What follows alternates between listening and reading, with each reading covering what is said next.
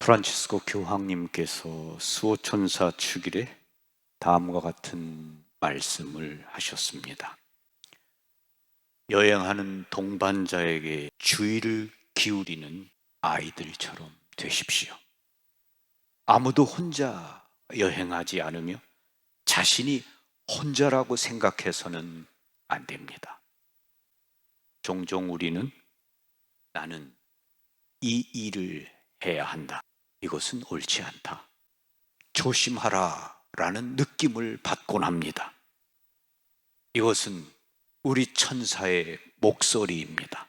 교회 전통에 따르면 우리 모두에게는 우리를 지켜주는 천사가 있습니다. 우리는 반항하지 말고 그의 조언을 따라야 합니다. 천사에 관한 이러한 교리를 조금 상상력 있는 것으로 간주해서는 안 됩니다. 오히려 이 가르침은 진실 중에 하나입니다. 그것은 하느님의 말씀입니다. 보라, 내가 너희 앞에 천사를 보내어 길에서 너희를 지키게 하고 내가 마련한 곳으로 너희를 데려가게 하겠다. 너희는 그 앞에서 조심하고 그의 말을 들어라. 그분께서 당신 천사들에게 명령하시어 내 모든 길에서 너를 지키게 하시리라. 교황님께서는 각 사람이 자신의 양심을 검토할 수 있도록 일련의 질문으로 말씀을 마치셨습니다. 당신과 당신의 수호천사와의 관계는 어떻습니까? 그의 말을 듣습니까? 아침에 그에게 좋은 하루를 보내게 해달라고 이야기하십니까? 그에게 말합니까? 잘 때 지켜주세요. 그와 이야기를 합니까? 그의 조언을 구합니까? 우리 각자는 주님께서 나를 보호하고 내 여행길에 동행하기 위해 보내신 천사와의 관계를 평가하기 위해 교황님의 이 질문에 대답할 수 있습니다. 사랑하는 자녀들아, 나는 너희 각자가 너희 수호천사와 친구가 되기를 바란다. 너를 도와달라고 그에게 부탁하여라. 1987년 10월 수호천사의 축일이 지난 후 마리아는 스플릿 연안에 있는 어떤 섬에 놀러 갔습니다. 마리아와 그녀의 친구 세 사람이 같이 갔는데 그 중에는 신학생도 한 명 있었습니다. 어느 날 저녁 성모님 발연이 끝나자 마리아가 당황한 표정을 짓고 있는 것을 친구들은 알아차렸습니다. 그 당시만 해도 목격 증인들이 발연을 맞을 때는 다 함께 모여 있었습니다. 그러나 그날 마리아는 목격 증인으로서는 혼자서 고스파의 방문을 맞이하게 되었습니다. 그렇지만 그녀가 당황하게 된 것은 다른 이유였습니다. 글쎄, 오늘 밤 성모님께서는 예상 밖의 말씀을 하시는군요 라고 마리아는 친구들에게 말했습니다. 우리들에게 숙제를 주셨는데 우리의 수호천사에게 편지를 써서 내일 성모님께 가져오라고 하셨어요. 마리아의 친구인 마우드가 내게 말했습니다. 나는 내 귀를 의심했답니다. 나는 사람이 자기 수호천사에게 편지를 쓸 수 있다는 사실을 전혀 몰랐으며 게다가 수호천사가 편지를 받아보는 것을 좋아하는 것도 더욱 몰랐지요. 그러니 이런 것도 모르고 지내온 자신이 정말 창피스러웠어요. 나의 수호천사와 말해본 지도 여러 해가 되었거든요. 어린 소녀 시절 수호천사가 나와 항상 함께 있다는 것을 알게 되었을 때는 수호천사에게 말을 했지만 오래가지는 않았지요. 그런 나한테 24시간 내로 나의 수호천사에게 편지를 쓰라고 하셨다는 거예요. 어쨌든 우리 네 명은 숙제를 열심히 했답니다. 이튿날 성모님께서는 어린 천사들을 거느리고 오셨습니다. 마리아의 설명에 따르면 그 천사들은 1살 반 정도 된 어린 아이들 같이 보였다고 했습니다. 그렇지만 성모님께서 그 천사들을 소개시켜 주시지 않았기 때문에 그들이 우리들의 수호천사인지 아닌지는 알 수 없었다고 했습니다. 그들은 모두 5명이었으며 우리들 하나하나를 열심히 바라보고 있었습니다. 나의 개인적인 생각이지만 그들 5 중에 하나가 나의 수호천사라는 것을 강하게 느꼈습니다. 그날 밤 성모님께서는 우리의 수호천사와 친구가 되도록 권하셨고 어려운 일이 생기면 그들에게 도움을 청하라고 하셨습니다. 수호천사에게 부탁도 하고 심부름도 시키라고 하셨습니다. 다음 날 우리는 쓴 편지를 성모님 발밑에 놓아두었다가 후에 태워버렸습니다. 그 후 며칠간은 우리들의 수호천사에 관한 대화를 많이 나눴습니다. 우리는 수호천사가 있다는 것과 그들이 우리를 도와준다는 사실을 알게 되어 무척이나 기뻤습니다. 우리들 각자는 자기의 수호천사와 완전히 새로운 대화를 시작하게 되었으니 그로 인하여 우리의 삶이 바뀌었습니다.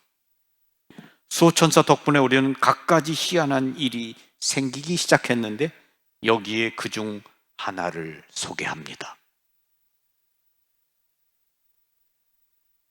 섬에서 마리아와 함께 보낸 후 얼마 안 되어 나는 나의 친구 밀로나와 함께 독일 뮌헨에서 며칠을 보냈습니다. 우리는 그곳에서 메주고리에까지 차로 돌아갈 계획을 세우고 있었을 때 나는 갑자기 이탈리아의 베로나에 계신 분으로 나와 안면이 있는 거룩하신 신부님 한 분을 만나러 가야겠다는 충동을 크게 느꼈습니다. 동행하는 말로나에게 꼭 그 신부님을 만나게 해주고 싶었습니다. 그런데 몇 가지 문제가 있었기에 나는 머뭇거렸습니다. 첫째, 그곳에 들러가려면 5시간 정도 더 운전을 해야 하고 게다가 신부님은 병세가 나빠 최근 몇 달 동안 방문객을 사절하고 있는 터였습니다. 그뿐만 아니라 신부님이 계신 아파트까지 들어가려면 베로나의 웅장한 건물 밖에 있는 대문 2개를 통과해야 하는데 일요일에는 그 문을 열어주는 사람이 아무도 없고 더군다나 그 문에는 초인종도 없다는 점이었습니다. 그런데도 불구하고 가봐야겠다는 우리의 느낌은 이런 장애물보다 훨씬 더 강했습니다. 이 신부님은 얼마나 거룩하신지 그분의 눈길과 마주치는 것만으로도 하느님을 알게 하는 분이었습니다. 어쨌든 우리는 운에 맡기고 가보기로 결심을 했습니다. 일단 우리는 길을 떠났으며 몇 마일 달린 후에 베로나로 전화를 해보았습니다. 그러나 우리의 전화를 받은 것은 보찌오 신부님은 방문객을 접대하지 않습니다만 오후 4시에서 5시 사이에 전화를 받으실 수는 있습니다 라는 자동 응답기 뿐이었습니다. 생각해보면 우리의 그런 계획은 시작부터가 실패하게 되어 있었지만 우리는 수호천사에게 일을 시키기로 결정을 보았습니다. 우선 천사를 보찌오 신부님께 보내어 우리가 그쪽을 가도 좋은지 여쭈어보고 그분의 답을 우리의 마음에 전해달라고 했습니다.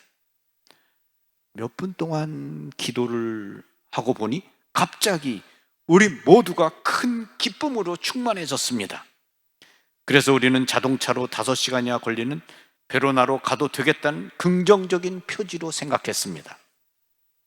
그리고는 매 30분마다 우리의 수호천사를 보찌오 신부님에게 보냈습니다. 왜냐하면 계산을 해보니 우리가 전화 응답기 메시지에 알려준 대로 신부님을 만날 수 있는 그 시간 내에 도저히 도착할 수 없기 때문이었습니다. 따라서 수호천사는 다음 두 가지 일을 수행해 주어야 했습니다. 첫째, 봉쇄 수도원의 대문 두 개가 모두 열려 있을 것. 그리고 신부님 아파트 문을 열어줄 누군가가 우리를 기다리고 있을 것. 보찌오 신부님에게 우리가 간다는 사실을 알릴 것. 우리가 도착해서 보니 첫째 대문, 둘째 대문 모두 활짝 열려 있었습니다. 우리는 보찌오 신부님의 숙소로 가는 층계로 올라가면서 위를 보니 누군가 보였는데 바로 보찌오 신부님이셨습니다. 그분은 층계 위에 서 계시면서 우리가 오르는 것을 지켜보고 계셨습니다. 나와 밀로나가 미소를 주고받는 모습을 보시면서 신부님이 환영 인사를 하셨습니다. 나한테 수호천사를 보낸 분들이 오셨군. 자, 어서들 안으로 들어오시오. 축복 기도를 해드리겠소. 이 이야기는 아주 작은 한 가지 예에 불과합니다.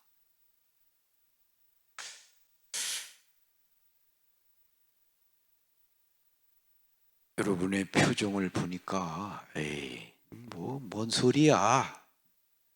이런 믿기지 않는 표정들이십니다. 그런 분은 수호천사와 그다지 친하게 지내지 않았다라는 것이죠. 이제 여러분이 수호천사들께 마음을 열고 기도 바쳐보시기를 바라고, 성모님께서 말씀하신 대로 여러분의 수호천사와 여러분이 좋은 친구가 되시기를 바랍니다. 요한 23세 교황님의 말씀으로 강론을 마칩니다. 난 큰 무리의 순례자들을 볼 때 동시에 같은 광장 안에 현존하는 수많은 보이지 않는 수호천사들을 생각하곤 했습니다. 어린이들에게 그들이 결코 혼자가 아니라고, 천사들이 곁에 있다고 가르치십시오. 당신의 착한 좋은 자이고 필요들을 돕고 당신을 위해 전구하는 천사와 어떻게 신뢰 있는 대화를 할 수 있는지 보여주세요. 언제나 저를 지켜주시는 수호천사님, 인자하신 주님께서 저를 당신께 맡기셨으니 오늘 저를 비추시고 인도하시고 다스리소서. 아멘. 평화를 빕니다.